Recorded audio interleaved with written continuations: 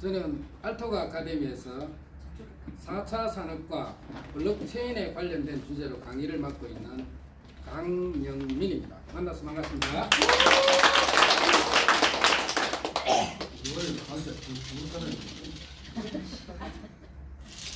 우리 울산 알토가 원장님이 저를 소개할 때 굉장히 떨리는 이 목소리로 소개를 해가지고 저도 가슴이 바운스하고 있습니다. 사랑을 가득 담아서 그렇습니다. 그러게, 그 진정성이 이렇게 느껴지죠. 제가 강의를 알토가에서 작년 7월부터 강의를 했으니까요. 이제 딱 1년이 돼 가는데 처음 강의를 할 때 그 느낌이 오늘 막 살아나는 것 같습니다. 강사가 되려고 강사가 된 건 아닌데 어느 날 알토가에서 강의를 한번 해보라 했는데 한번 해보겠습니다 했는데 그냥 시키는 줄 알았는데 경연대회를 하네요. 아무 준비도 안 된 사람 보고 강사 시작하자마자 경연대회에 참여를 시켜가지고 한 석 달 가까이를 정말 막 식은땀이 줄줄 흘리면서 했어요. 그때는 시간이 15분이 제한이 돼가 있었어요. 15분 안에 모든 것을 강의를 끝내야 되는 그런 경연이었다 보니까 너무너무 힘들었습니다. 자료가 준비가 조금이라도 실수를 하면 한 1, 2분 오버돼 버리고 또 잘못하면 5분 만에 끝나버리고 15분을 맞춘다는 게 너무 힘들었는데 오늘 원장님 목소리 들어보니까 그때 그 목소리 같은 느낌이 매력적이죠. 울산에 제가 저번 달에도 오고 이번 달에도 오는데 오면서 느끼는 게 울산이 참 도시화가 예쁘게 잘 되고 있다 이런 느낌을 받습니다. 그러니까 지사장님께도 울산이 큰 건물이 많이 들어서는 것 같지는 않지만 그래도 도시가 예쁘게 도시화가 되고 있다. 아마 울산 시민들이 상당히 자부심을 가지지 않겠나 이런 느낌이 듭니다. 저는 부산에서 생활하고 있습니다만 부산은 건물은 올라가는데 도시가 복잡해져요. 그래서 살기가 불편해지고 있다는 느낌을 많이 받거든요. 그런 거에 비하면 울산은 주변 환경도 잘 가꾸고 있다 이렇게 제 느낌입니다. 제가 오늘 여러분과 함께 같이 배워보려고 하는 주제는 앞에 제목처럼 데이터와 데이터 센터입니다. 영어로 적어놔서 그런데 아무튼 데이터와 데이터 센터에 대한 부분을 오늘 여러분들하고 1시간 남짓 할 텐데요. 이 강의가 원장님도 소개했지만 우리 시민 강좌 한 7, 8과목이 있는 것 중에 가장 기초에 해당됩니다. 원래 제일 먼저 진행을 해야 되는 게 맞는데 왜냐하면 굉장히 이론적이거든요. 그리고 기본입니다. 아주 기본. 4차 산업과 블록체인을 이해하는 과목 중에서 가장 기본에 해당된다. 대학으로 치면 원론 정도에 이렇게 해당됩니다. NFT나 메타버스라든지 뭐 이런 것들은 응용 학문이 되어가지고 그런 것들은 좀 뒤에 배우는 과목이고 원론이다 이렇게 보시면 돼요. 그러다 보니까 원론을 배울 때는 항상 그렇습니다. 재미도 없고 딱딱하고 그래서 표정들이 주로 이런 표정이 나옵니다. 인내심의 한계를 느끼는 거죠. 오늘 이런 표정 안 짓도록 제가 최선을 다해서 한번 여러분들하고 호흡을 한번 맞춰보겠습니다. 준비되셨나요? 네. 출발 한번 해보겠습니다.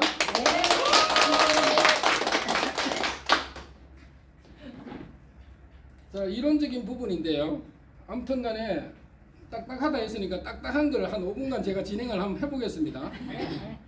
데이터와 데이터 센터가 4차 산업 속에서 어떤 의미를 가지느냐가 하는 게 굉장히 중요하거든요.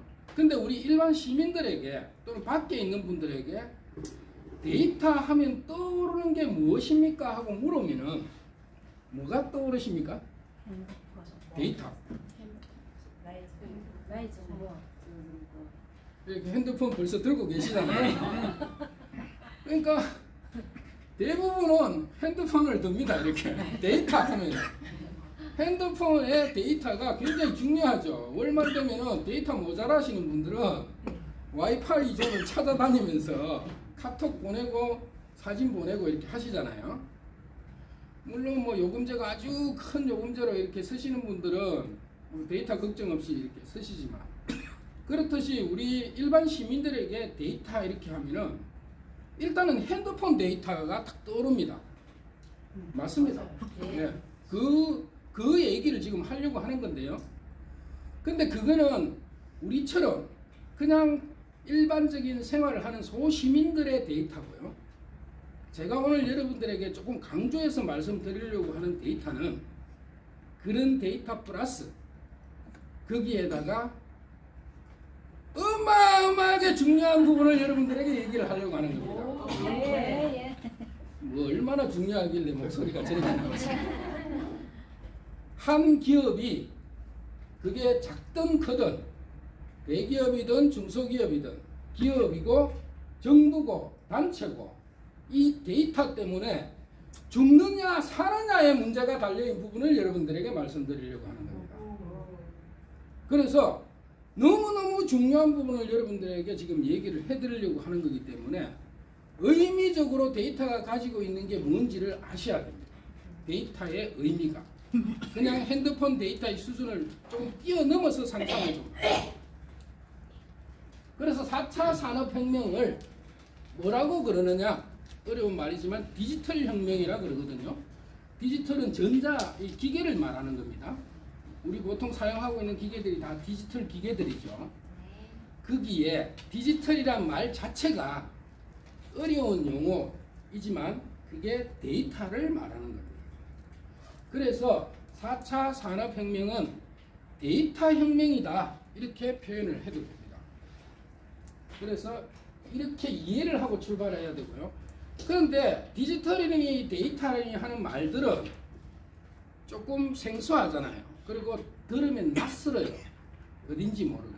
그래서 시민들에게 조금 친근감 있게 다가가기 위해서 사용하는 전문적인 용어가 아닌 일상 용어가 뭐냐? 바로 스마트라는 단어입니다. 스마트라는 단어를 가장 많이 쓰고 있는 게 어디 있죠? 우리가 쓰고 있는 것 중에. 혜인님 저기 물 한 잔만 주시죠. 스마트라는 단어를 가장 많이 쓰고 있는 게 바로 스마트폰입니다. 그렇잖아요. 지금 스마트폰.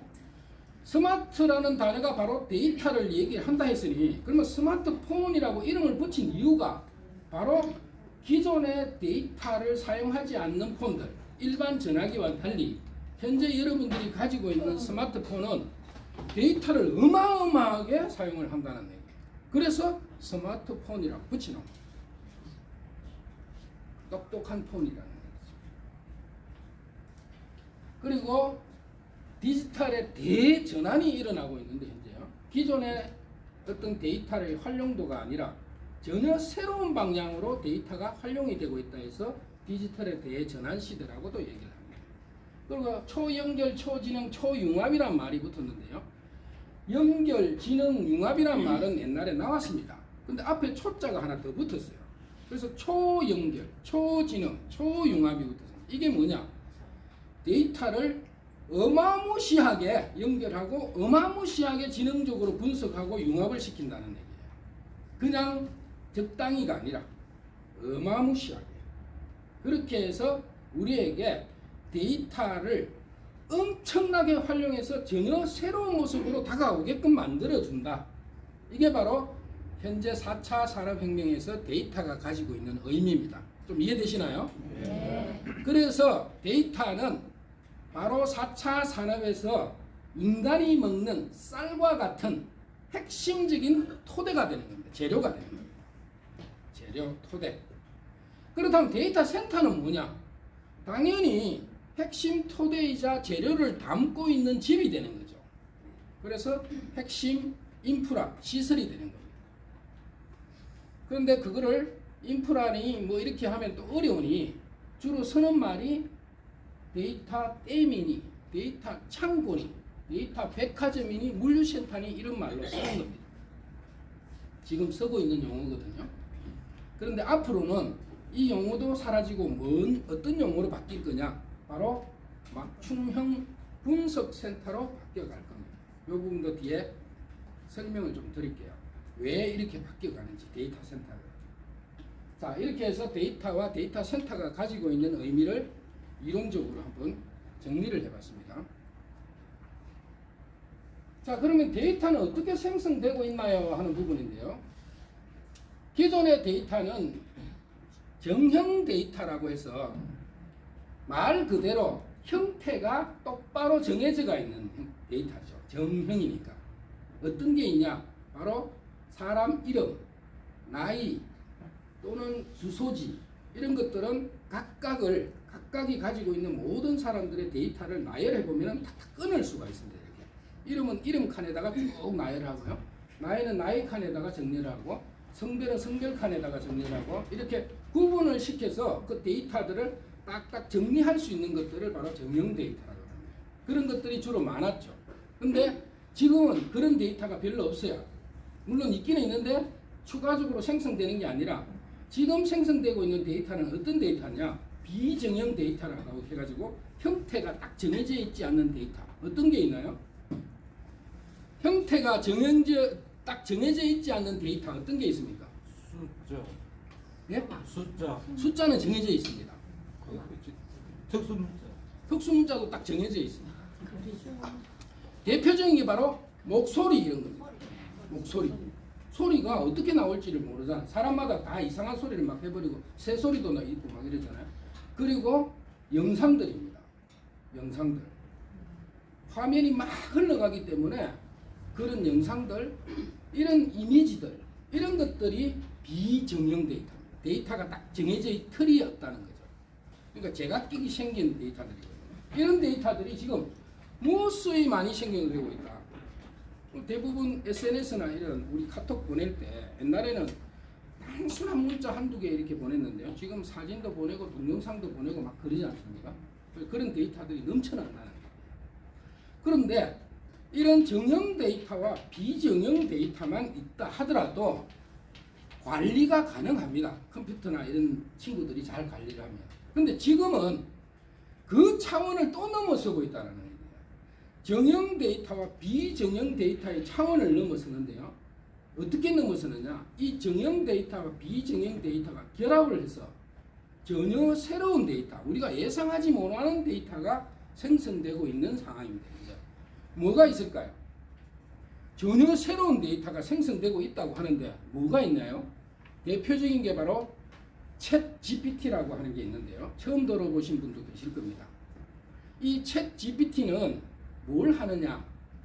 기존에 우리가 검색을 할 때 네이버를 통해서 검색을 많이 하거든요. 울산에 태화강 근처에 맛집을 좀 찾아주세요 하고 네이버에 검색을 하면 태화강 근처에 맛집을 쫙 나열해 줍니다. 그게 네이버를 통해서 우리가 검색하는 방법이거든요. 그렇게 해서 우리가 그 중에서 맛집 하나를 찾아서 이 집 괜찮네 하고 그 집 가서 밥도 먹어보고 하잖아요.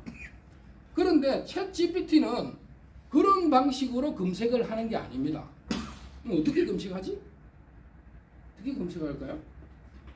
챗 GPT에게 똑같이 얘기를 합니다. 태화강 근처에 맛집을 찾아주세요 하고 검색을 해달라고 하면 챗 GPT가 네이버처럼 쭉 보여주면 되는데 그러지 않고 당신이 원하는 스타일이 뭡니까 하고 물어요. 당신이 원하는 게 양식인지 한식인지 중국식인지 그게 뭔지를 물어요. 그래서 내가 그 얘기를 안 했구나 해서 다시 내가 원하는 거는 양식이야 하고 대답을 하면은 이 친구가 또 물어요. 얼마짜리 양식을 권해드릴까요? 세세하게. 네. 그래서 내가 얼마짜리 양식을 원한다 하면은 거기에 맞는 거를 찾아서 줘요. 그런데 이런 거는 그래도 단순하잖아요. 조금 단순하기 때문에 챗 GPT가 대답을 그래도 잘해주고 만족도가 있어요. 근데 이런 질문을 하면 어떨까요? 내가 언제까지 살 것 같니? 굉장히 어렵잖아요. 그런데 챗 GPT는 대답을 안 해주는 건 없어요. 다 해줘요. 어떤 형태든 간에 대답을 해줍니다. 그래서 내가 당신의 생명을 임의적으로 그렇게 언제까지 산다라고 대답하기는 상당히 곤란하지만 뭐라고 얘기를 해요. 근데 평균적으로 현재는 나이가 점점 고령화 시대로 접어들고 있는 추세니까 아마도 오래 살 것 같아요. 그렇게 해서 20개를 막 넘어갑니다. 대답을 막 주고받고 하다가 나중에 네가 하는 대답이 마음에 안 든다고 계속 핀잔을 주면 챗 GPT가 뭐랄까요? 대답이 계속 마음에 안 들어. 좀 더 정확하게 얘기를 해봐 하고 계속 핀잔을 주면 맞습니다. 죄송합니다 그래요. 자, 이 말 한마디가 우리가 가지는 의미를 생각을 해봐야 됩니다. 인간이면 할 수 있는 말이에요. 근데 챗 GPT는 컴퓨터입니다. 인공지능, 로봇이에요. 그 친구가 인간이 묻는 질문에 대해서 하다가 안 되니까 죄송합니다 그래요. 공부 더 하고 가르쳐 드릴게요. 이러니까 이 세상이 어떻게 지금 바뀌어가는 겁니까? 계속 학습을 해요. 그런데 묻는 사람이 저만 묻겠습니까? 전 세계 많은 사람들이 희한한 것 갖고 다 물을 거 아닙니까? 맞죠? 네. 어제 내 애인이 도망갔는데 왜 도망갔어? 이유를 좀 찾아줘. 뭐 이런 질문도 하는 사람도 있을 거라고. 이런 모든 데이터들이 그 챗 GPT는 전부 다 데이터화를 시켜요. 싹 다. 그러고 난 다음에 그게 엄청난 양의 데이터가 만들어지면 앞으로 헤어지는 이유에 대해서 완벽하게 분석을 해줄 겁니다. 이게 챗 GPT가 가지고 있는 생성형 데이터. 그러니까 새로운 방식으로 데이터가 생성되고 있다는 거죠. 이게 어마어마하게 지금 확산이 되고 있어요. 그래서 네이버로 검색하던 시절이 지금 조금 있으면 사라질지도 모릅니다. 이 부분도 뒤에 가면서 조금 더 설명을 더 추가적으로 드려볼게요. 자, 그러면 데이터와 데이터 센터는 어떤 관계인가요? 하는 부분인데요. 따로 떨어질래야 떨어질 수가 없겠죠. 하나는 재료이고 하나는 집이니까 데이터가 집을 들락날락 할 거 아닙니까? 그렇죠? 그럼 당연하죠. 데이터의 집이 데이터 센터니까. 근데 우리는 예를 들어서 문자를 카카오톡을 통해 가지고 문자를 보내면은 나의 문자가 상대방에게 탁 전달될 때 누르자마자 탁 넘어가니까 바로 전달되는 것처럼 느껴요. 근데 실질적으로 데이터는 그렇게 전달되는 게 아니라 내가 핸드폰으로 문자를 보내면은 이 데이터가 데이터 센터를 거쳐갑니다. 데이터 센터를 거쳐서 데이터 센터에서 내가 보내려고 하는 사람의 위치를 찾아가지고 그 사람에게 다시 문자를 보내는 거거든요. 이해되시죠? 네. 근데 이게 엄청 빠르다 보니까 그냥 바로 가는 것처럼 우리는 느낄 뿐입니다. 지금 현재 이 빠르기가 정말 눈 깜짝할 사이에 가고 있는 이 빠르기가 4G라는 거예요. 네 번째 제너레이션. 예, 4세대 통신 속도라는 겁니다. 우리는 4G에 살고 있습니다. 현재. 앞에는 3G였죠.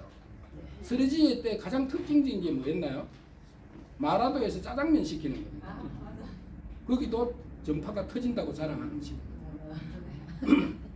지금은 그런 시대가 아니라 엄청난 빠르기 속도로 이제 어디를 뭐 문제가 아니라 장소가 문제가 아니라 빠르기의 속도로 가는 겁니다. 근데 이 4G에 살고 있는 우리가 현재 굉장히 빠른 이 속도를 느끼면서 살고 있는데요. 이것도 앞으로는 5G로 곧 바뀝니다. 서울은 이미 5G고 5G가 지금 현재 서비스 되고 있거든요. 오늘 아침인가 KT에서 저희 집 KT 쓰고 있는데 KT에서 전화가 왔어요. 잠시 방문해도 되냐고. 왜 그러냐니까 보안 케이블 다시 깔아드리겠다고 얘기하더라고요. 속도를 높여주겠다는 뜻이죠. 아무튼간에 속도가 높아집니다. 5G로 지금 바뀌는데요. 5G는 그러면 왜 바뀌며 속도는 어느 정도 되느냐? 5G는 4G에 최소 200배입니다. 최소 200배. 최소. 왜 이렇게 빠르게 하려고 할까요? 내가 지금 4G만 하더라도 우리 어르신 입장에서 보면은 정신없이 빠른데 굳이 뭐 보낼 것도 짜발이 없는데 이거에 200배를 올리겠다는 거예요. 최소. 그 왜 이렇게 빨리 하려고 할까요? 이것도 뒷부분에서 좀 설명을 좀 드릴게요. 이유가 있습니다. 이런 걸 아시면 이제 와 정말 데이터가 앞으로 굉장히 중요하구나 느끼게 됩니다. 자, 데이터가 활용되고 있는 부분입니다. 데이터가 지금 우리 일상생활에 어떻게 활용되고 있고 어떻게 수집되고 있고 이용되고 있는지 하는 부분을 도표로 제가 그린 건데요. 대표적인 게 IoT 분야입니다. IoT라는 것은 우리 센서를 얘기하는 겁니다. 카메라 센서, 길거리에 있는 교통 카메라 센서 다 IoT 기능을 가지고 있습니다. 그래서 거기에서 차가 움직이는 것을 실시간으로 파악을 해서 속도 위반을 제어를 하죠. 그렇죠. 그리고 AI, 이게 바로 인공지능 로봇입니다. 이 인공지능 로봇이 앞으로 모든 걸 분석해서 여러분들에게 서비스를 제공해 줄 겁니다. 조금 전에 말한 챗GPT도 바로 AI입니다. 그리고 로보틱스, 울산 현대자동차 가면은 로봇이 아마 자동차가 조립을 할 가능성이 높거나 지금 옛날부터 조립을 해왔거든요. 근데 그거는 단순한 로봇이라고 해요. 그때만 하더라도 어마어마한 자동화 로봇이라고 좋다고 하는데 여기서 말하는 로봇은 그런 로봇이 아닙니다. 뇌에 인간의 지능처럼 가지고 있는 AI가 꼽혀 있는 로봇을 얘기합니다. 그래서 공장에서 작업을 하다가 시키는 작업을 하다가 사람 손이 기계 속으로 어딘가 모르게 쑥 들어오는 느낌이 들면은 얘가 판단해서 전원을 꺼버리거나 시간 되면은 전원 내리고 소등하고 다 알아서 다 하는 겁니다. 그런 로봇을 얘기를 하는 거거든요. 그게 지금 아마 현대자동차 앞으로 울산 공장에도 쭉 깔려갈 겁니다. 그럼 현대자동차 그 공장에 조립하는 사람들은 어떻게 되죠? 사람이 없으시지. 골치 아프죠. 자꾸 농사짓게 해도 안 됩니다. 그래서 심각합니다. 지금 전기차 나와도 지금 계속 다운돼 예. 인원이. 사람이 진짜 필요 없었습니다. 근데 이제 앞으로 뭐 사람이 필요 없을 정도로 로봇이 다니면서 알아서 다 하는 시대니까 그래서 그런 단점은 있습니다. 근데 어쨌든 시대는 그렇게 흘러갈 거라는 얘기를 제가 말씀을 드리는 겁니다. 그리고 빅데이터 분야, 알고리즘이죠. 뭐 이런 분야는 대표적인 게 우리가 온라인에 쇼핑몰에 들어가서 물건을 사면은 다음에 그 쇼핑몰에 들어가면은 주문도 하기 전에 찾기도 전에 벌써 내 관심 사항에 해당되는 제품을 미리 보여줍니다. 저번에 샀던 물건 비슷한 거 쫙 깔아주고 그러다가 어느 날 또 카톡에 당신이 원하는 상품 이제 출고됐습니다 하고 문자 메시지도 보내줘요. 그게 바로 알고리즘 방식으로 미리 사전에 그 사람이 하고 있는 행동들을 데이터화 시켜가지고 저장을 해놨다가 때에 맞춰서 보여주는 방식입니다. 맞아요. 이해되시죠? 네. 맞습니다.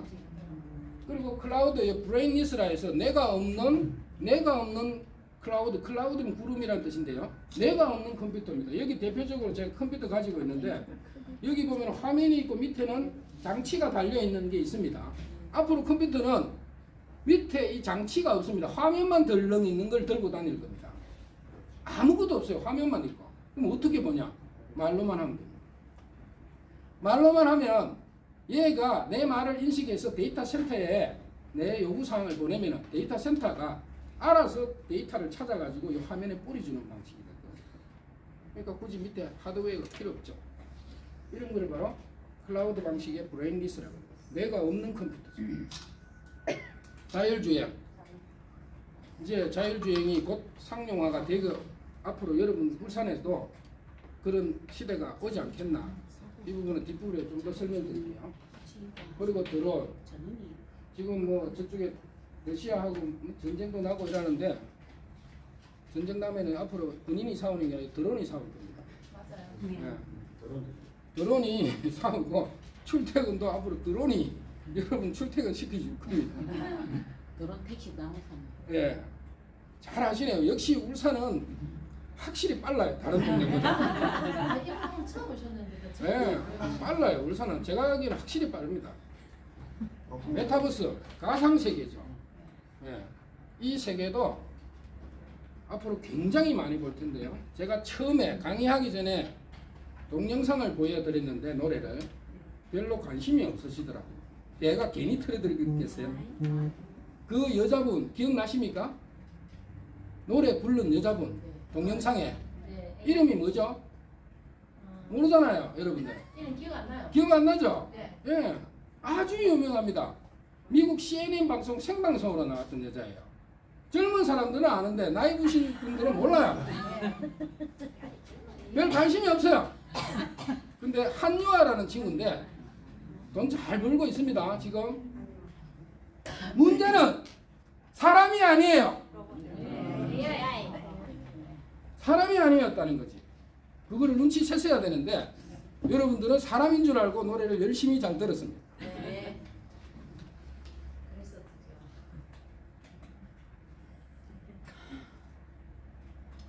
데이터 혁명이 오고 있다고 하는데 어떻게 오고 있는지 한번 잠시 동영상을 시청하도록 하겠습니다. 세계 최대 가전 IT 전시회인 CES가 미국에서 열리고 있는데요. 규모나 내용 면에서 올해 가장 주목받는 건 바로 탈것, 모빌리티 기술입니다. 어떤 새로운 기술들을 선보이고 있는지 라스베이거스 현지에서 정세대 기자가 취재했습니다. 힘껏 손을 뻗어봤지만 타이어 높이에 다다르기엔 역부족입니다. 건물 3층 높이는 좋게 될 것 같은 100톤짜리 초대형 트럭. 운전자 없이 완전한 자율주행으로 움직이고 지구 반대편에서도 문제없이 실시간 조종이 가능합니다. 방금 저는 여기서 700km 넘게 떨어져 있는 미국 애리조나주에 있는 건설 장비를 조종하고 나왔습니다. We've actually hauled more than 5 billion tons of material with our autonomous truck fleet. We're at over 20 sites around the world, and we've done all that incident-free. 24시간 작업이 가능한 이 자율주행 트랙터는 인류의 식량난을 해결할 가능성을 제시합니다. 지금까지 쇳덩어리에 불과했던 차량 기둥은 수많은 전자장비로 채워지고 덕분에 넓어진 차내 공간에서는 화면을 통해 쇼핑도 하며 일상의 경험을 그대로 옮겨옵니다. More than just supplying parts, it entails providing an integrated platform, the one that connects software and hardware systematically. 기존의 인기를 끌던 항공 운송 대신 올해는 바다가 공간을 채웠습니다.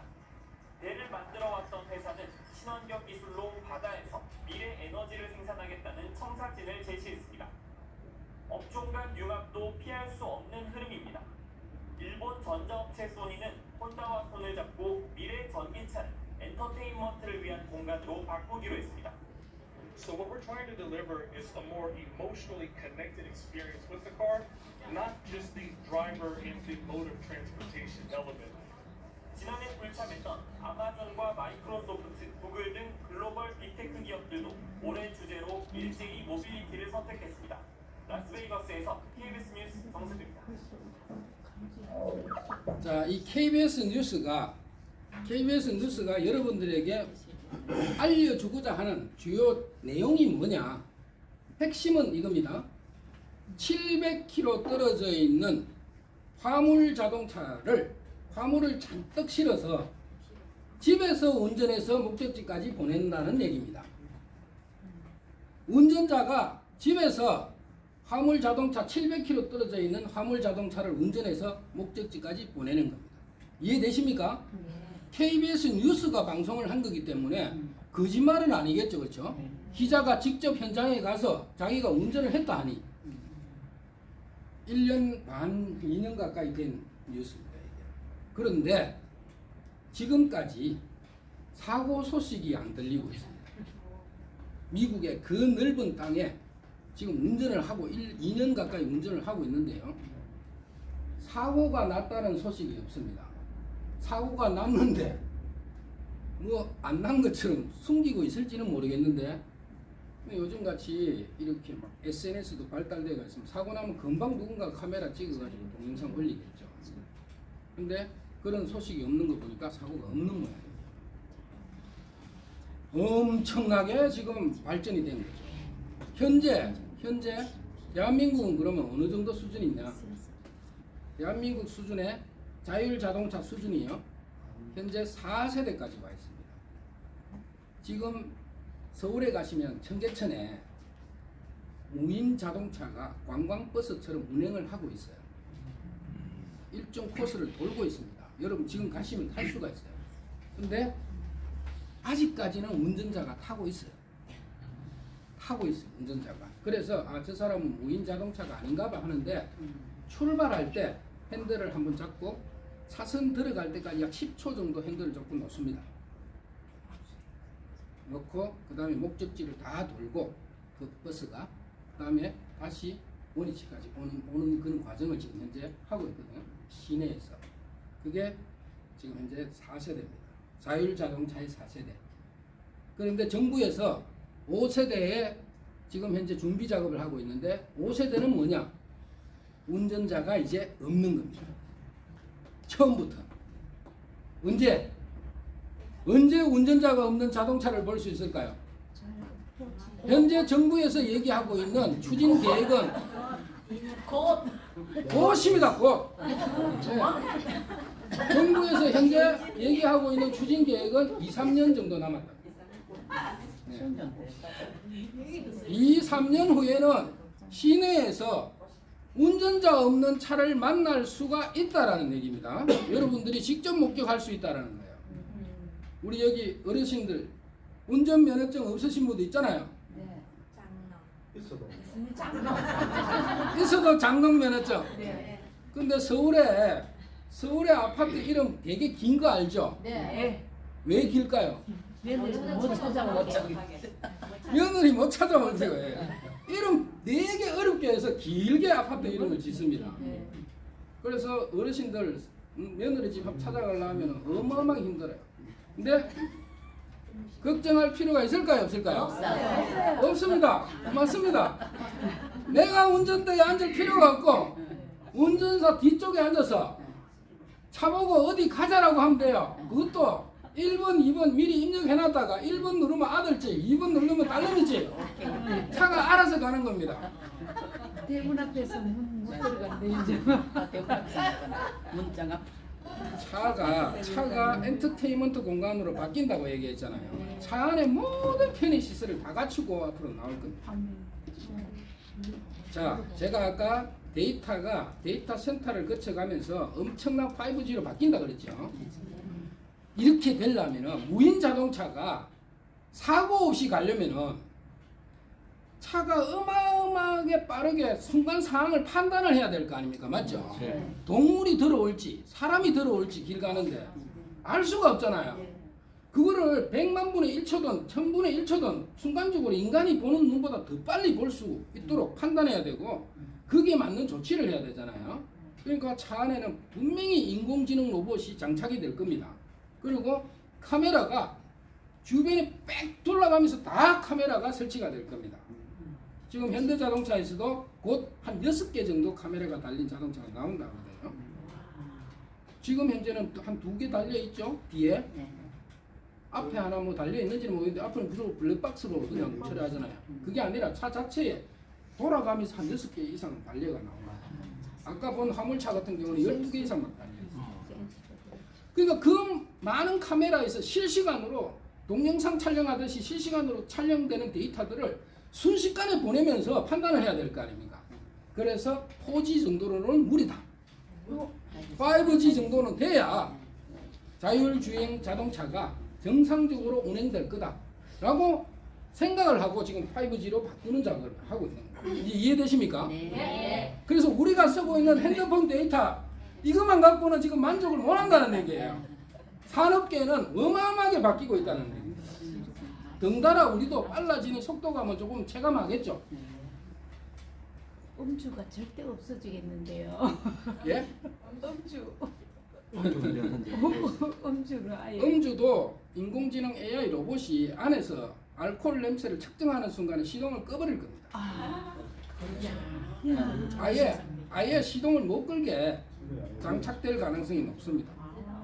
인공지능이 하는데 예, 인공지능이 인간처럼 판단하는 거니까요. 옆에 친구가 타서 술 먹은 사람 운전하면 못하게 말리듯이 아예 기계적으로 그냥 막아버릴 겁니다. 모든 걸 사람이 만드는 건데 사람이 머리가 첫째 정말 대단하네. 네. 자, 조금 전에 본 게 우리가 산업계에서 나타나는 현상이고요. 우리는 그러면 어떻게 바뀔 거냐 하는 문제. 우리는 개인은 그래서 김 대리의 하루 일과를 제가 한번 캡처를 해봤습니다. 우리 김 대리가 아침에 일어나서 회사 출근했다가 저녁에 돌아올 때까지 하루 일과가 어떤 식으로 흘러가는지. 아침에 일어나면은 젊은 친구들이 하는 제 첫 번째 행동, 우리 집 큰애가 하는 행동이 늘 그렇습니다. 일정합니다. 침대에서 눈 뜨자마자 핸드폰 들고 일어나요. 오늘 날씨 어때? 이거거든요. 그러면은 핸드폰에서 바로 오늘 날씨 어떻다. 미세 농도는 어떻고, 비가 올지 안 올지, 옷차림 어떻게 해서 나가는 게 좋겠다. 다 알려줘요. 그렇게 해서 정보를 획득합니다. 그러고 난 다음에 아침밥을 먹는 둥 마는 둥 하고 그냥 나가요. 어디로 가는지 모르겠지만 정신없이 나갑니다. 아빠 차는 한 10년 다 된 차인데 아들내미 차는 아빠 차보다 훨씬 좋은 거 타고 다니면서 수익차. 어마어마하게 안에 들어가 보니까 내가 작동을 못 하겠더라고. 계기판이 이만한 게 전부 전자 계기판이에요. 오른쪽이. 강사님도 인사 하시게. 타자마자 제일 먼저 운전자가 하는 행동이 바로 내비게이션 켜는 겁니다. 목적지를 알려달라고 얘기를 하는 거죠. 그렇게 하면은 내비게이션을 켜고 얘가 알아서 안내를 해주잖아. 그렇죠? 네. 이거 없으면은 딱지 어마어마하게 날라옵니다. 시내 주행 50km 순식간에 그냥 5만원짜리 7만원짜리 막 날라옵니다. 가는 길에 아침밥을 안 먹이기 때문에 맥도날드에 전화를 해서, 전화를 하지는 않죠. 그냥 핸드폰으로 바로 주문을 해서 토스트나 커피를 시킵니다. 이걸 뭐라 그러느냐? 사이렌 오더라고 합니다. 사이렌 오더. 네. 차 타고 가면서 바로 그냥 주문을 넣는 겁니다. 그러고 난 다음에 찾아야 될 거 아니에요. 찾는데 차에서 내릴까요? 오른쪽에 보면은 창구로 지나가면서 그냥 받아갑니다. 이걸 뭐라 그러죠?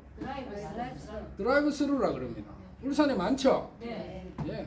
대도시에는 뭐 드라이브 스루가 이제는 뭐 다 깔려 있습니다. 차에서 안 내린다라는 게 중요한 겁니다.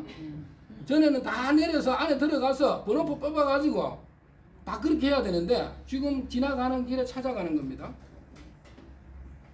회사 가면은 옛날에는 서류 펴놔놓고 뒤에 부장님, 사장님이 혹시나 또 무슨 잔소리 할까 싶어서 내 머리 숙이고 이랬는데 요즘 그런 시대가 아닙니다. 화상으로 다 업무 미팅을 합니다. 사내도 그렇게 하고요. 사외의 비즈니스 관계도 다 화상 미팅을 합니다. 저희들 강사들이, 전국 강사들이 일주일에 한 번씩 만나거든요. 전국에서 일주일에 한 번씩 만나려 하면 시간도 돈도 비용이 만만치 않을 거 아닙니까? 예. 근데 아무 불만이 없어요. 왜 그러냐? 밤 10시에 집에서 만납니다. 각자 집에서. 예. 화상으로. 그러니까 뭐 반쯤 뒤에 기대가 회의를 합니다. 그런 시대입니다.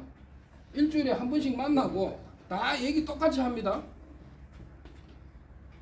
점심시간에 회사 나가기 싫어서 대민에다가 주문해서 밥 먹습니다. 다 해보셨잖아요. 맞죠? 음식 배달 시켜 먹는 거. 예. 다 그냥 시켜서 먹습니다. 맛집 찾아가지고.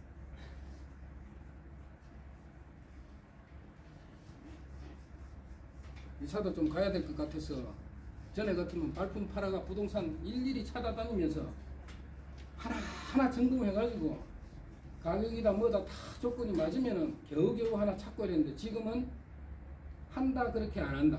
안 한다. 직방이라는 어플입니다. 직방이라는 어플에서 자기 회사를 자기가 소개하고 있는 문구입니다. 가보지 않고 아파트 내부를 볼 수 있을까 하고 홈페이지 첫 화면에 딱 나와 있습니다. 무슨 얘기입니까? 가보지 말고 여기서 다 확인이 가능하다는 뜻이겠죠. 그래서 안에 3D로 찍어가지고 방 안의 내부 구조를 돌아가면서 사방팔방으로 다 보여줍니다. 굳이 갈 필요 있을까요? 확실하다 싶으면 가서 도장만 찍으면 되는 거겠죠. 오른쪽에 지금 이태리 로마에 있는 관광지입니다. 누군가가 가서 그냥 사진을 대충 찍은 게 아니라 이거는 어떤 사진이냐? 인공위성에서 찍은 사진입니다. 그래서 가기 전에 로마에 있는 내가 가볼 곳에 그 사진을 다 확인을 할 수 있다라는 거죠. 나온 지도 꽤 됐습니다. 지금 20년도 다 돼가요. 지금은 업그레이드 돼가 있고. 제가 이거 초창기에 구글 어스가 나올 때 평양의 주석궁이 어떻게 생겼나 싶어서 일일이 다 뒤져봤어요. 지금은 막혀있지만 다 가봤습니다. 쏙쏙들이 전부 다 그때는 오픈이 돼가 있었거든요. 군사 기밀 1인도 다 보여주고 그러니까 애지간한 거는 다 보여줍니다. 이렇게 설명도 돼가 있고요. 그래서 미리 가볼 곳에 대해서 확인하고 그리고 난 다음에 간다는 얘기예요.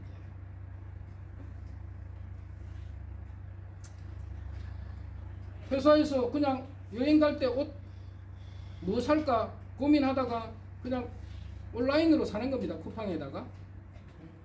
그러면은 그 옷이 어떻게 오나요? 오른쪽처럼? 오기는 오는데 어떻게 옵니까? 로켓 배송, 새벽 배송으로 옵니다. 예. 순식간에 옵니다. 순식간에.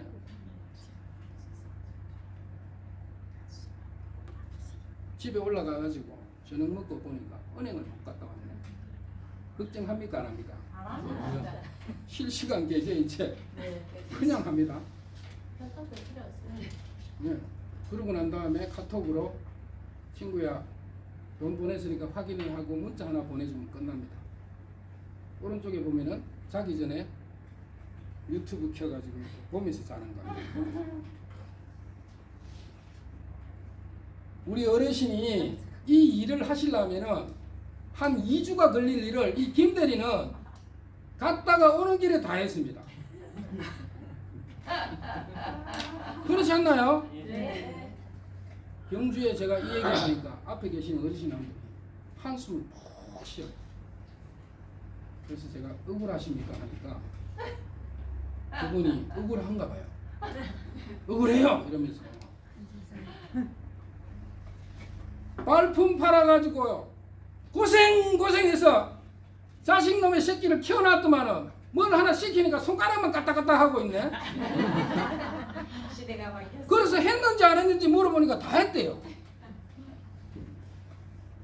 믿을 수가 없어. 어마어마하게 쫓아다니면서 다리가 아파 죽겠다 하면서 이렇게 살아온 내 인생이 와인로. 젊은 사람들이 왜 그래 고생하십니까 하고 이런다. 어떻게 해야 됩니까? 배워야 됩니다.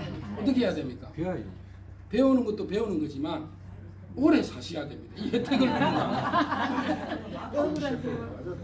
억울함을 해소하려면은 오래 살아셔가지고 이 혜택을 다 누리고 다 구경하고 가셔야 돼요. 건강해야 됩니다. 그래서 어르신들 건강하게 오래 사십시오. 100세 시대, 200세 시대 하고 있으니 충분히 그럴 수 있습니다.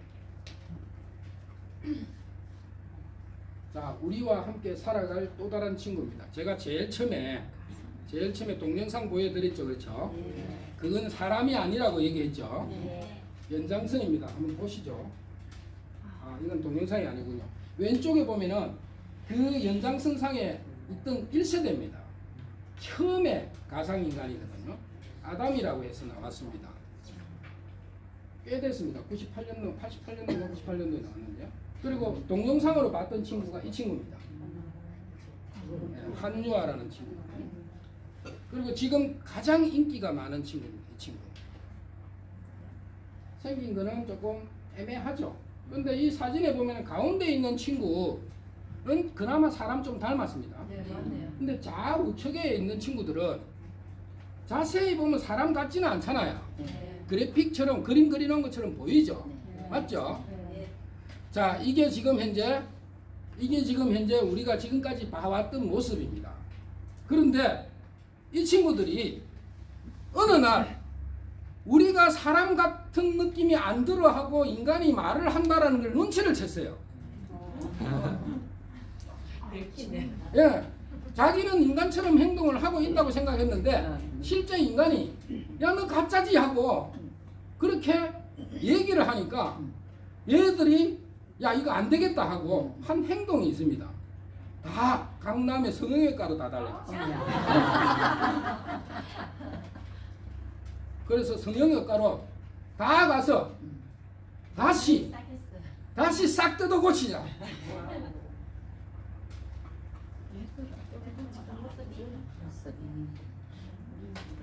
제가 이런 얘기 하니까 아이 강사님 그 구라지 많이 치시네 이러는데 실제 기사가 이래 나왔습니다.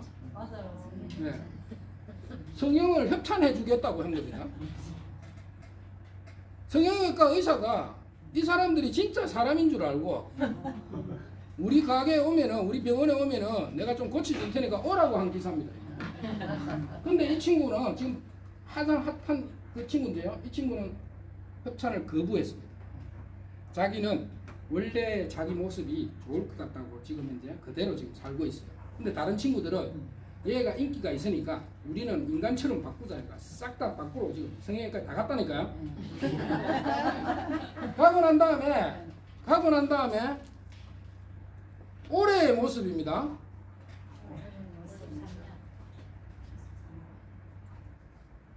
세계 최초 버추얼 휴먼 걸그룹 이터니티가 사상 처음으로 TV 생방송에 출연했습니다. 버추얼 휴먼 걸그룹 이터니티의 멤버 제이는 오늘 YTN 뉴스라이브 생방송에 출연해 자신들도 장기적으로 인간과 같이 콘텐츠로 평가받을 것으로 본다고 밝혔습니다.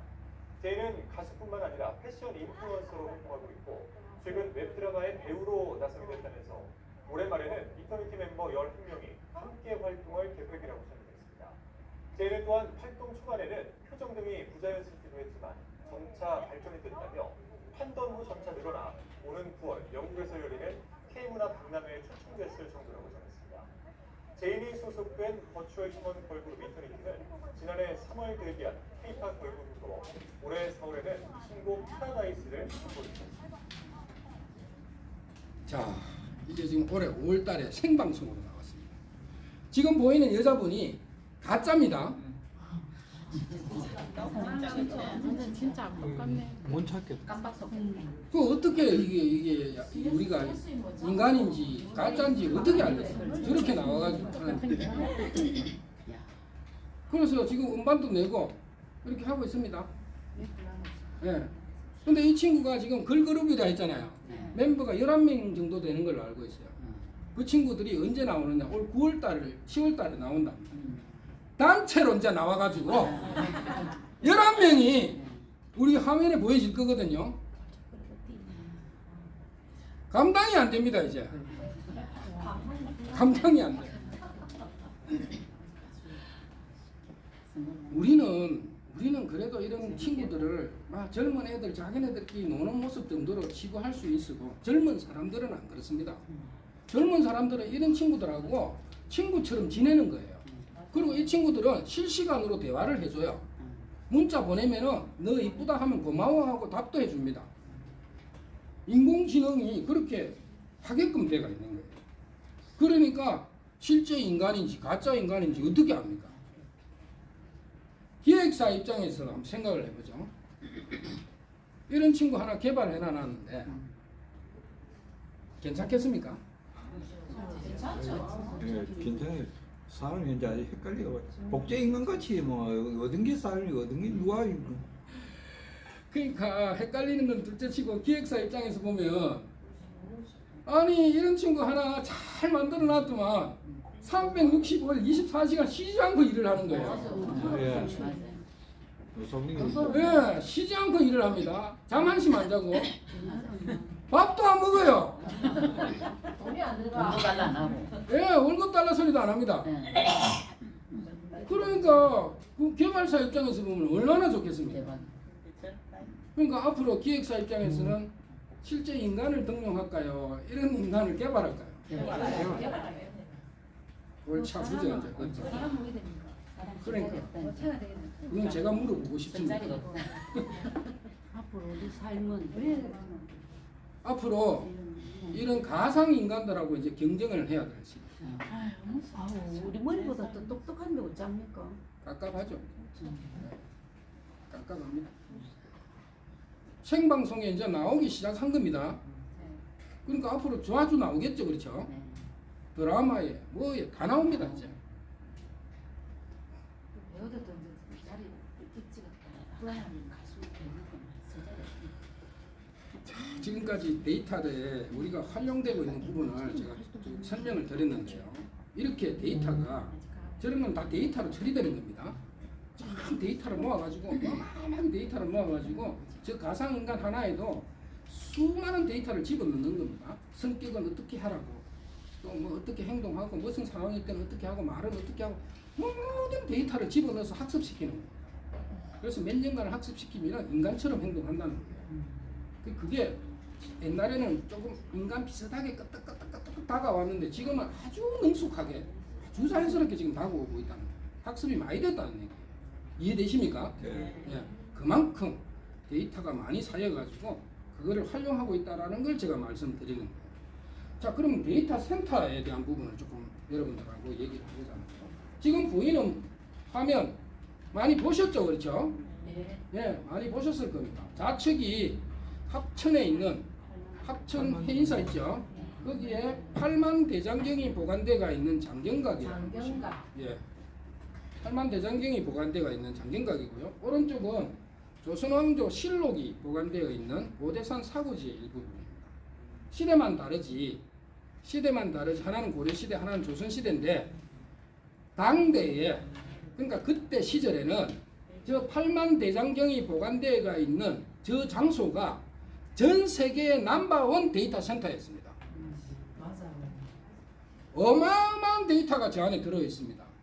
8만 개가 넘는 장판이 보관되어 있으니까 그 장판 하나하나마다 글자가 새겨져 있는 장판 하나에 앞뒤면 640글자 정도 새겨져 있거든요. 그러면 640글자 곱하기 8만 개를 하면 대충 얼마 나옵니까? 5천만 자가 넘는 글자 수가 나옵니다. 5천만 자가 넘는 글자 수라는 것은 어느 정도냐? 중국의 역사책 다 모아가지고 글자 수 헤아린 숫자보다 더 많습니다. 그게 한 시대의 데이터 센터입니다. 오른쪽도 5천만 자가 넘습니다. 사고지에 들어가 있는 실록의 글자 수가. 근데 한 개만 있을까요? 아닙니다. 5개 정도 있습니다. 그런데 그걸 전쟁통에 전선에 불타고 난리 나고 막 엉망진창 됐거든요. 겨우겨우 속리산 쪽에 있는 사고지에 있는 실록에 선비 두 사람이 구루마 끌고 가가지고 소달구지죠. 끌고 가 그 전쟁통에 그 많은 실록을 끌고 산 꼭대기까지 올라가 동굴 속에 갖다 놨다가 전쟁 끝나고 다시 찾아와가지고 현재 여러분이 실록을 보고 있는 겁니다. 나머지 사고지는 다 불타버리고 있고요. 어마어마하게 우리 조상들은 이렇게 데이터와 데이터 센터에 대해서 굉장히 중요시 여겼고 그걸 엄청 소중히 여겼다는 얘기입니다. 왜 이렇게 했을까요? 왜 이렇게 이런 데이터와 데이터 센터에 공을 들였을까요? 후세에 전하기 위해서. 네, 그럴 수도 있습니다. 그런데 더 중요한 것은 데이터 센터를 제대로 갖고 있다는 것은 그 나라의 국격과 권위를 얘기합니다. 그 나라의 국격과 권위가 얼마만큼 높으냐가 데이터 센터가 증명을 해주는 겁니다. 1억 5천만 자 되는 글자를 새기는데 한 판에 640글자가 들어간다 했잖아요. 네. 근데 이 목판이거든요. 목판에 글자 한자 한자를 칼로 새겼어요. 640글자를 새기는데 639글자에 오타가 나쁘면 어떡하죠? 버려야 되잖아요. 그러니까 얼마나 그게 힘듭니까? 한 사람이 하루 동안 새기는 글자 수를 대충 따져보니까 20글자 정도 있는데, 그러니까 한 판 새기는 것도 한 20일 남짓 걸려서 한 판을 새기는 거거든요. 그러니까 10몇 년을 걸려가지고 다 새긴 거죠. 사람 수도 어마어마하게 동원돼가지고. 그러니까 한자 한자 새길 때마다 절 3번을 했다. 절 3번. 5천만 자가 넘는 글자를 절 3번 했으니까 1억 5천만 번의 절을 하고 이걸 만드는 거예요. 그만큼 공을 들였다는 거예요. 자, 현대판 데이터 센터입니다. 왼쪽에 보이는 게 우리나라 네이버라는 회사가 가지고 있는 춘천의 현대판 데이터 센터입니다. 예쁘죠? 전 세계적으로 데이터 센터 중에 가장 아름다운 데이터 센터 하나로 치부하고 있는 데이터 센터입니다. 그러니까 대단하죠. 네이버가 지은 춘천에 있는 데이터 센터인데 데이터 센터 중에서는 전 세계적으로 가장 아름다운 데이터 센터 중에 하나라는 거예요. 이름이 각입니다. 왜 각으로 지었냐? 네이버가 데이터 센터를 만들었는데 이 정도 만들었으니 대한민국을 대표하는 데이터 센터는 안 되겠어? 하고 스스로 자부심을 가지고 장경각에서 이름을 따왔다니까요. 아, 그래서 가기구나. 예. 그래서 대한민국을 대표하는 장경각을 이름을 따와서 내가 현대판 데이터 센터를 지었다라고 스스로 이름을 그렇게 지은 겁니다. 네이버도 대단한 자부심이죠. 오른쪽에 보면은 KT, 구글, 마이크로소프트, 뭐 애지간한 IT 기업들, 데이터를 다루고 있는 큰 기업들은 다 데이터 센터를 대형으로 이렇게 짓고 있습니다. 아주 크게. 하이퍼스케일이라 그러는데요. 아주 큰 데이터 센터를 이렇게 짓는데 현재 이게 몇 개 정도 되느냐? 전 세계적으로 한 8,000개 정도. 데이터 센터 하나만 하더라도 현재 전 세계 데이터를 다 보관할 정도의 용량의 크기입니다. 근데 그거를 전 세계적으로 한 8,000개를 지금 지어놓고 있는데 앞으로 또 8,000개를 짓겠답니다. 왜 이렇게 기업에서 많이 지을까요? 맞습니다. 돈이 되기 때문에. 기업에서 데이터 센터를 짓는 이유는 하나죠. 돈이 되기 때문에. 그래서 데이터 센터 하나를 가지고 있다는 것은 돈이 되느냐 안 되느냐의 가장 지름길이 되는 거예요. 현재적으로. 데이터를 그만큼 활용하고 있는 현 시대이기 때문에 데이터 센터 하나 잘 지어가지고 가지고 있으면 좋죠. 그래서 내점 대단에서도 데이터 센터 계속 짓고자 그렇게 노력을 하고 있는 거예요. 빨리 추진됐으면 좋겠다고 제가 강의 시작할 때부터 계속 말씀드리고 있거든요. 데이터 센터 하나가 회사가 가지고 있다는 것은 여러분들이 가지고 있는 회사를 바라보는 시각이 딱 달라요. 밖에 나가서 얘기하는 것도 훨씬 쉬워집니다. 그냥 와서 한번 보라고 하면 끝납니다. 그 정도로 데이터 센터는 중요하다. 2010년도에 네이버를 출발해서 쭉 대형화시키고 있는데요. 현재는 CDC, IDC라는 이름으로 이렇게 쭉 나눠지고 있습니다. 제가 앞에 데이터와 IDC를 오늘 강의한다 했잖아요. 거기에 IDC가 들어가 있는 겁니다. 그러면은 뭔가는 있겠죠. I라는 게 있겠죠. 그렇죠? 데이터 센터가 DC인데 앞에 I가 붙었잖아요. 그러면 I가 붙은 거는 뭔 데이터 센터긴 한데 무언가가 있다 이 뜻이거든요. 인터넷이라는 뜻이고 위에 CDC는 클라우드라는 뜻입니다. 클라우드 데이터 센터, 인터넷 데이터 센터라는 거예요. 네 점에서 지으려고 하는 거는 요타 IDC입니다. 그래서 인터넷 데이터 센터를 짓고자 하는 거죠. CDC와 IDC의 구분은 기능적인 부분으로 나눠집니다. 어떤 기능을 가지느냐 그 부분에 대해서 다음 기회가 되면 한번 설명하기로 하고요.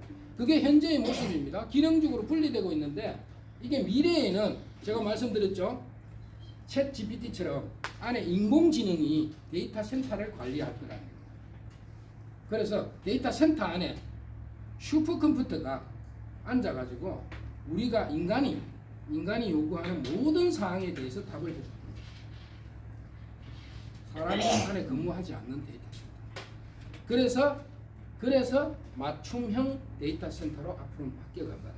우리가 요구하면은 거기에 맞도록 대답을 다 해주는 방식이에요. 그냥 자료만 덜렁 보관하고 있는 게 아니라. 이해되시죠? 네. 자, 데이터와 데이터 센터를 가장 많이 활용하고 있는 기업들입니다. 구글, 카카오, 네이버, 빅테크 기업들이죠. 이름 다 들어보셨잖아요. 그렇죠? 구글이라는 회사는 1998년도에 설립은 됐는데 여러분들이 알고 있는 구글 정도의 회사가 어떤 이미지인지는 모르겠는데 구글이라는 회사는 그렇게 만만한 회사가 아닙니다. 이 회사가 자기네들이 자기 회사를 어떻게 얘기를 하고 있느냐 슬로건을 보면 알거든요. 우리는 인류의 미래를 선도하겠다고 되어 있습니다. 돈 벌어서 어떻게 하겠다는 게 아닙니다. 회사의 모토가 인류의 미래를 선도하겠다. 그러면 뭐가 인류의 미래를 선도하는 거지? 여러분들이 쓰고 있는 현재 스마트폰, 그 스마트폰이 대부분 삼성폰이라면 거의 대부분이 100%가 바로 구글의 운영체제를 쓰고 있습니다. 구글 회사에서 제공해주고 있는 핸드폰을 돌리는 시스템을 사용을 하고 있다는 거예요. 그리고 구글 회사가 없으면 지금 스마트폰 여러분 못 씁니다. 그걸 안드로이드라고 그러는데요. 거기다가 매일같이 구경하고 있는 유튜브도 구글 겁니다. 그리고 옛날에 이세돌이하고 붙은 알파고라는 인공지능 로봇 있죠. 그것도 구글 겁니다. 근데 이 회사가 독특한 프로젝트를 현재 진행하고 있는데요. 그게 뭐냐면 아프리카에 두더지를 연구하고 있습니다. 이 두더지가 일반 두더지보다 5배를 더 살아요. 그래서 희한한 두더지네 하고 연구를 하고 있습니다. 왜? 생명공학에 적용시켜 보려고. 칼리코 프로젝트라고 해서 진행을 하고 있는데요. 그렇게 해서 두더지를 연구해서 인간의 수명을 500살까지 늘리겠다라는 게 이 회사가 지금 추진하고 있는 겁니다. 500살! 무슨 구라를 까도 그렇게 심하게 까냐고.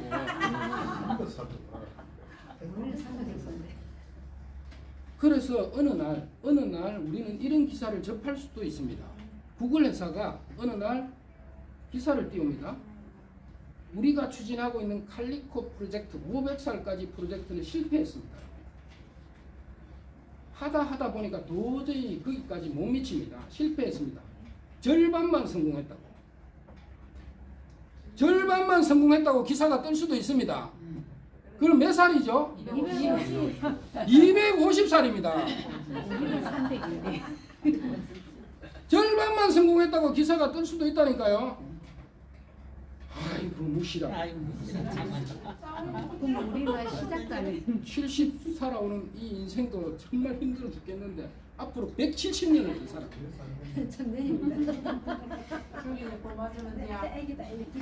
중국에 제가 있을 때 기사가 하나 떴는데요. 아마 40대 후반쯤 돼 보이는 여성분 한 분이 시한부 판정 한 달을 받았습니다. 그래서 자기가 도저히 삶이 억울해서 안 되겠다 싶어 인큐베이터 안으로 들어갔어요. 들어가서 급속 냉동이 됐습니다.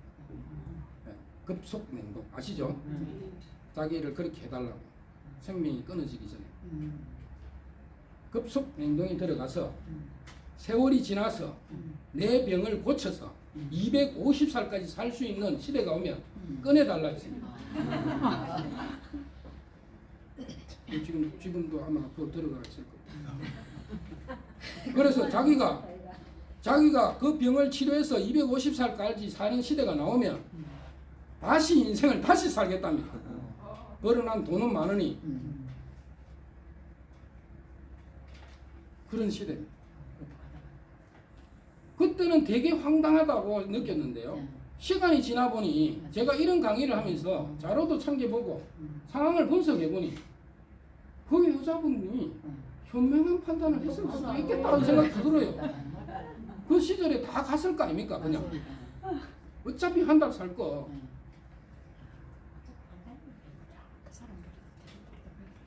그렇다라는 거예요. 그래서 오래 사셔야 된다고 제가 말씀드렸죠. 건강하셔야 된다고 말씀드렸죠. 카카오톡 김범수 회장인데요. 카카오톡은 데이터를 어떻게 쓰고 있느냐. 여러분들이 지금 카카오톡에 카톡을 쓰고 있잖아요. 맞죠? 네. 돈 줍니까? 안 줍니다. 아니 남의 회사 어플을 쓰고 있으면 왜 돈도 안 주고 있어요? 아이고 우리 뭐 정보 제공하잖아요. 네? 아니 회사가 무슨 몸 팔아서 장사하는 것도 아니고 그렇게 많이 만들어서 기술을 엄청나게 적용시켜 가지고 어플을 주는데 10원짜리 하나 안 주고 쓴다는 게 이해가 안 되잖아요. 어플 대신 휴대폰에 그 기획값 주겠죠. 기획값 그건 통신사가 받아가는 거예요. 공사 같이 결합된 건 아닌가요? 뭐 얘들 받아가 본데 그거에서 뭐 가져가겠습니까? 문제는 이 회사가 왜 공짜로 여러분들에게 주느냐 하는 거예요. 주고도 이익이 되니까 주겠죠. 주는데 공짜로 서게 해주는데 대신에 조건이 붙었습니다. 그걸 우리는 모르고서요. 무슨 조건이 붙었냐? 우리 어르신이 카카오톡을 쓰시려면 회원가입을 하셔야 됩니다. 맞아요. 카카오톡 어플을 깔아가지고 그래야 쓸 수가 있어요. 그렇게 해서 쓰는 거거든요. 그럼 회원가입을 그냥 합니까? 나의 생일 데이터, 네. 생년월일, 성별, 사는 곳 다 집어넣어야 됩니다. 그렇게 해서 집어넣고 밑에 앞으로 이런 부분에 내가 마케팅에 활용하는 것 동의하십니까 하고 네. 동의. 동의해달라 그래요. 네. 그거 동의 다 해줬다니까요. 네. 맞아요. 다 해줬어요 그냥. 예. 그래서 카카오톡은 여러분들이 제공한 그 생일 데이터를 가지고 카카오톡 문자 서비스를 공짜로 해주면서 카카오톡 어플을 열면 맨 상단에 뭘로 해놨냐면은 여러분 지금도 여시면 확인이 됩니다. 바로 문자 메시지 보내는 창이 아니라 홈 화면에 들어가면 맨 윗줄에 나의 프로필을 바꾸세요 하고 이렇게 문자가 나와요. 그래서 여성분들은 수시로 중간중간 가면 셀카 찍어가지고 자기 프로필을 바꿉니다. 카카오톡. 맞아요. 맞죠? 네. 그렇게 합니다. 그리고 그 밑에 뭐가 나오느냐? 바로 밑에 친구의 생일을 확인하세요 하고 나옵니다. 자, 그런데 어느 날 내가 정말로 노력해가지고 회사에 대리해서 과장 진급했습니다. 그래서 임명장 받은 사진을 하나 탁 올렸어요. 프로필에. 그래서 친구가 보더만 이 친구 프로필 바뀌네 하고 보더만 보니까 임명장 받는 사진이거든요. 아, 이 친구 진급했는가 하고 꽃다발을 하나 보내줘야 되겠다고 보냅니다. 보냈어요. 한 2, 3일 있으니까 꽃다발 보낸 친구의 생일이 뚝 뜨네. 맞아요. 그러면 꽃다발 받은 친구는 어떻게 해야 됩니까? 네. 그 생깝니까? 아니요. 맞지. 감이. 커피라도 한 잔 보내든지 케이크라도 하나 보내든지 해야 될 거 아닙니까? 그렇게 해서 보내야 됩니다. 이렇게 해서 카카오톡을 통해 가지고 선물 보내는 거잖아요. 그러면 카카오톡은 그 선물을 보낼 때마다 수수료를 받아가거든요. 이렇게 받아가는 카카오톡의 선물 수수료가 선물 시장에 80%를 가져간다니까요. 대한민국 선물 시장의 80%를 카카오톡이 다 지고 갑니다. 어마어마하게 커요 그게. 근데 그거를 우리는 그냥 카카오톡 한번 써볼 거라고 그냥 내 생일 써도 됩니다 하고 그냥 준 거예요. 그 데이터 하나 가지고 회사를 그렇게 키워놓고 있습니다.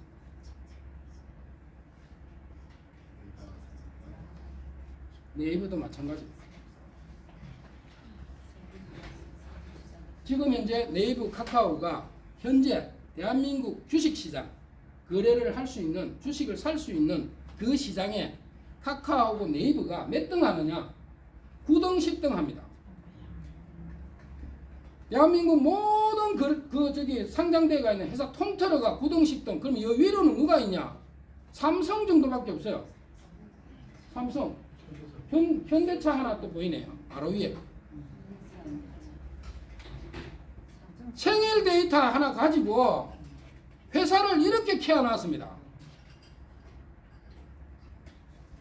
그러니까 데이터가 중요할까요, 안 할까요? 어떻게 활용하느냐에 따라서 엄청 중요해진다는 얘기입니다. 아무렇지도 않는 것 같은 데이터도 잘만 활용하면 회사가 이렇게 커질 수 있다는 걸 제가 말씀드리는 겁니다. 네이점 재단에 지금 회장님이 되셨죠. 네. 회장님이 도전해보겠다고 하는 배달의 민족입니다. 배민. 배달의 민족은 음식을 만들어서 파나요? 배달해서 팝니다. 근데 매출이 배달해서 파는 회사의 매출이 얼마냐? 2조입니다. 2조. 와, 이것도 대단합니다. 배달료가 2조까지 지금 되고 있다는 거예요. 이 회사가 독일에 팔려고 있습니다. 대한민국 순수자본으로 탄생한 배달의 민족이 지금 독일 회사가 됐어요. 너무 안타깝죠. 아무튼 배달의 민족을 지금 젊은 사람들은 어마어마하게 활용하고 있는데요. 매출 2조까지 지금 끌어올렸습니다. 그거를 회장님이 한번 도전해 보겠다는 이 뜻입니다. 그런데 더 중요한 거는 배달의 민족이 시장 가치가 얼마냐, 애널리스트들이 정권가에 분석하고 있는 사람들이 이 회사가 상장이 되면 어느 정도 가치가 되느냐 하는 부분을 조사해 보니까 15조입니다. 15조. 그래서 내가 팔면 15조 주겠다는 거예요. 엄청나잖아요. 이렇게 어마어마한 가치 평가를 받고 있습니다. 그런데 대한민국의 식품 시장은 뭐니 해도 지금 현재 넘버원은 CJ 제일제당입니다. CJ 제일제당은 매출이 26조입니다. 26조. 상대가 안 됩니다. 어마어마하게 팔고 있습니다. 그런데 이 CJ 제일제당은 상장이 되어 있거든요. 그래서 평가가 다 나오고 있습니다. 기업 가치가 얼마냐? 6조가 안 됩니다. 26조의 매출을 일으키고 있는 회사에 기업 평가 가치가 6조가 안 돼요. 아니 이 빌어먹을 이 애널리스트 이놈의 새끼들, 회장님이 CJ 제일 회장님이 그렇게 말씀 안 하시겠어요? 그 임직원들 고생해가지고 회사를 이렇게 키워놨는데 어떻게 우리 회사를 6조도 안 되게 평가하냐? 노발대발 하겠죠. 그래서 왜 그렇게 평가했냐라고 당연히 물어볼 거 아닙니까? 분석을 한 기사가 이렇습니다. 식품 대기업이 시장에서 가치를 제대로 인정받지 못하는 건 식품의 기술을 접목한 푸드테크 기업으로 성장한 배민과 달리 전통적인 식품 기업 수준에 머물러 있기 때문이다. 말은 고상하게 잘 적었습니다. 그런데 무슨 말이냐? 구닥다리 옛날 방식으로 장사하고 있기 때문에 기업 가치를 평가 못 해주겠다 이 뜻입니다. 배달의 민족 같은 거는 IT를 활용해서 데이터를 적극적으로 활용해서 현재 사업을 하고 있는데 CJ 제일제당은 물건 만들어서 그냥 시장에 가서 내다 파는 형태로 그냥 하고 있다는 거예요. 그래서 평가를 많이 못 해주겠다 이 뜻입니다. 밖에 나가보면은 지인분들 음식 장사다 무슨 장사다 하시는 분 많죠. 그런 분들 얼마나 고생 많으십니까? 어려운 시기에 손님 하나하나마다 큰절하면서 대접을 합니다. 그런데 장사 잘 안 됩니다. 힘들어합니다. 왜 그럴까요? 바로 아버지 어머니로부터 배운 옛날 방식으로 장사를 하기 때문에 그렇습니다. 이렇게 데이터를 활용하느냐 안 하느냐는 대기업도 굉장히 중요하다. 기업 가치가 달라져요. 시간이 다 됐네요. 마무리를 하겠습니다. MS사의 새로운 CEO입니다. 사티아 나델라라고 인도계 출신의 CEO입니다. 그럼 이분 전에 MS사의 CEO가 누구냐? 바로 빌 게이츠라는 분입니다. 들어보셨나요? 네. 빌 게이츠가 뭘 했느냐? MS사를 만들어 가지고 여러분들이 쓰고 있는 이 컴퓨터 쓰고 있다면 노트북 컴퓨터, 데스크탑에 있는 컴퓨터 모든 컴퓨터의 거의 70~80%를 이 회사가 다 팔아먹었습니다. 컴퓨터 시대에 접어들면서 이 회사가 전 세계 넘버원 기업으로 만들었습니다. 그 컴퓨터를 켜려면 윈도우라는 운영체계를 돌려야 되거든요. 그래야 화면이 보입니다. 그럼 그전에는 어땠느냐? 컴퓨터가 시커맸어요. 화면이. 시커먼 화면이 있었어요. 글자만 띠디디디디 찍혀있고 화면은 새까맸어요. 그거를 빌 게이츠가 화려하게 컬러판으로 화면에 그림도 나오고 동영상도 나오게끔 만들었어요. 그렇게 사용한 게 우리가 인터넷 익스플로러라는 것을 클릭을 했었어요. 그러다가 어느 날 야 혹시 MS사가 망할지도 몰라 하고 전 세계 1등 기업으로 20년 가까이 유지해오고 1등 부자로 빌 게이츠가 20년 넘게 1등 부자로 지내오고 있는 이 회사와 이 사람을 보고 망할지도 모르겠다. 그게 가능한 일입니까? 아니면 조그마한 회사도 아니고 전 세계의 넘버원 기업이 망할지도 모르겠다. 그래서 들여다봤습니다. 왜 그런지를 보니까 컴퓨터를 사용하던 사람들이 어느 날 갑자기 전부 다 데이터의 정보를 스마트폰으로 다 하고 있어요. 컴퓨터를 아무도 안 쓰려고 그러는 거예요. 옮겨 다니면서 걸어 다니면서 차 안에서 뭐 서기 제일 편한 게 휴대폰이니까 휴대폰으로 모든 정보를 검색을 다 하고 휴대폰으로 일 처리를 다 하는 거예요. 그래서 윈도우에 인터넷 익스플로러를 사용하던 분들이 싸그리 다 구글 쪽으로 옮겨간 겁니다. 지금 운영체계가 누가 한다고요? 구글이 운영체계를 지금 움직이고 있다 했잖아요. 그래서 여러분들이 그 휴대폰을 돌리면은 구글의 운영체계를 사용하고 있는 거예요. 그쪽에서 검색을 하는 거예요. 그렇게 옮겨간 이 시장이 어떻게 되어 있느냐? 전 세계에 현재 전 세계의 데이터 시장 있잖아요. 전 세계의 데이터 시장의 98%를 구글이 다 쥐고 있습니다. 98%를 전 세계에. 그러면 네이버가 어마어마한 데이터 센터를 가지고 있는데 얼마나 쥐고 있나요? 2% 다 쥐고 있나요? 예. 저런 서비스 제공하게 해주는 회사가 수백 개가 넘는데 98%를 구글이 쥐고 가면 2% 남은 거 갖고 나눠먹게 할 거 아닙니까? 그런 실정입니다. 그러니까 구글이 만만한 회사라고 보면 안 됩니다. 여러분들을 500살까지 살게 해주겠다고 할 때는 그만한 데이터를 확보하고 있을 수도 모릅니다. 그런 회사입니다. 그러니까 마이크로소프트사가 망할지도 모르겠다라고 얘기를 하는 거예요. 심각하죠? 그래서 안 되겠다. 안 되겠다. 이러다가는 진짜 망할지도 모르니 우리도 뭔가를 하자. 뭘 해야 되느냐?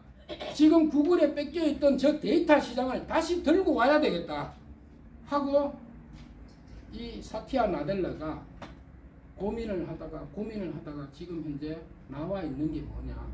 바로 챗 GPT입니다. 챗 GPT가 오픈 AI라는 회사가 개발을 했는데요. 그 백그라운드의 자금이 이 마이크로소프트사의 자금이 들어가 있습니다. 그래서 자기네들이 지금 개발하고 있는 빙이라고 하는 그 포털 사이트에 링크되어 있는 그걸 연결을 시키려고 합니다. 그렇게 해서 챗 GPT와 MS사가 연결이 되면 다시 데이터를 검색하는 사람들이 구글에 검색하다가 챗 GPT로 넘어오지 않을까 하고 하는 게 그 사람들이 전략입니다. 넘어올까요? 넘어올까요? 아까 제가 그랬잖아요. 묻고 질문하고 대답해 주는 게 챗 GPT라고. 기존에 네이버는 쭉 깔아주는 방식인데 이거는 묻고 질문하는 방식이거든요. 그걸로 올까요? 올 것 같다고 얘기해요. 지금 우리 어르신이 올 것 같다고. 진짜 그럴까요? 전문가는 지금 거의 80%가 왔습니다. 넘어왔습니다. 저 같은 강사 좀 한번 해보겠다고 자료 찾고 막 이런 정도 수능 되는 사람도 50% 정도가 넘어왔어요. 그러니까 제가 검색을 할 때 챗 GPT에서 절반, 기존 방식으로 절반 검색한다 이 뜻입니다. 여러분들이 쭉 넘어오면은 어느 날 구글이 망할지도 모른다.